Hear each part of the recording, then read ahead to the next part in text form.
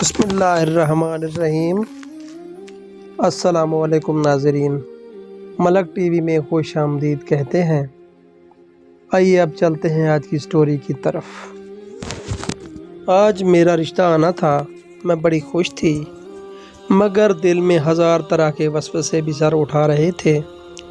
میں کبھی امی کے پاس جاتی تو کبھی اپنی چھوٹی بہن کے پاس، اور ان کے سامنے ہاتھ جوڑ کر کہتی کہ آج خیال رکھنا، کہیں پھر سے مجھے کلو نہ کہہ دینا، کیونکہ رشتے والے میرا یہ لقب سن کر مجھے ٹھکرا جاتے تھے۔ آج میں بھی وہی ہوا جس کا ڈر تھا۔ رشتے والی آنٹی بولی کہ اپنی بیٹی کو لے آئے۔ امی میری چھوٹی بہن سے بولی کہ جاؤ کلو کو لے آؤ۔ پھر وہی ہوا جو ہر بار ہوتا تھا، رشتے والے مجھے دیکھ بنا ہی چلے گئے تھے۔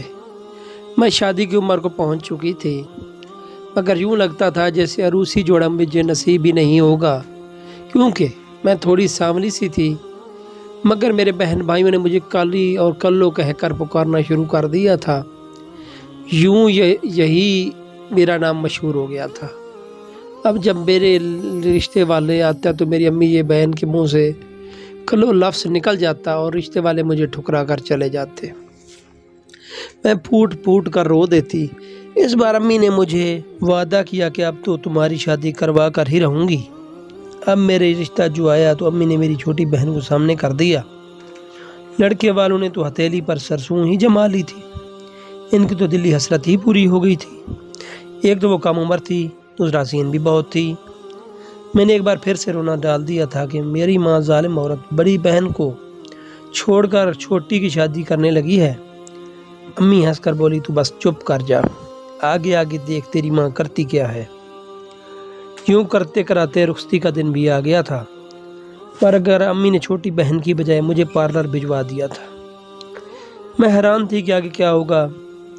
جب بارات کی واپسی وقت آیا تو امی نے چھوٹی بہن کی بجائے مجھے گھونگھٹ میں اٹھا دیا۔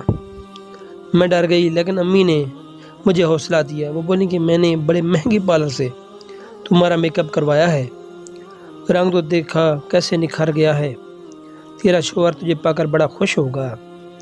امی کے دلاسے سن کر میں خوش تو ہو گئی تھی، مگر دل تو ابھی بھی لرز رہا تھا۔ میں گاڑی میں بیٹھی تو قرآنی آیات خود پر پڑھ پڑھ کر پھونکتی رہی۔ مجھے سیج پر بٹھا دیا گیا تھا۔ میں یہی سوچ رہی تھی کہ اب نہ جانے میرا شوہر مجھے قبول کر لے گا یا دھتکار دے گا۔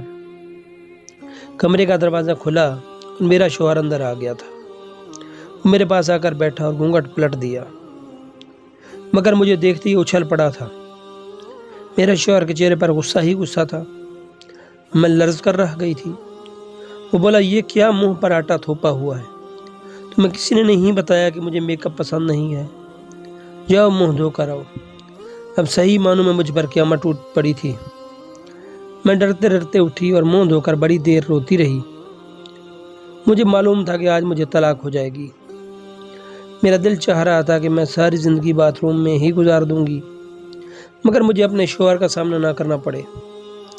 لیکن پھر کب تک میں یوں چپ سکتی تھی؟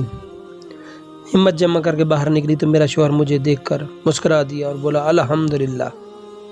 میں حیران رہ گئی تھی کہ میرا شوہر بولا مجھے یہ سفید نازک سی لڑکیاں ایک آنکھ نہیں باتی، مجھے تو اصل کشمکش ہے ہی سامنے رنگ میں محسوس ہوتی ہے۔ میں تمہیں دیکھ کر باغ باغ ہو گیا ہوں۔ اپنے شوہر کی باتیں سن کر میری آنکھیں جھلک پڑی تھیں۔ میں نے دل سے اللہ کا شکر ادا کیا تھا۔ سچی کہتے ہیں کہ ایک انسان کی منصوبہ بندی ہوتی ہے اور ایک اللہ کی۔ انسان ہر بار فیل ہو جاتا ہے، مگر اللہ انسان کو اس وقت سہارا دیتا ہے جب ہر طرف اندھیرا ہی اندھیرا ہو۔ بے شک اللہ ہر چیز پر قادر ہے۔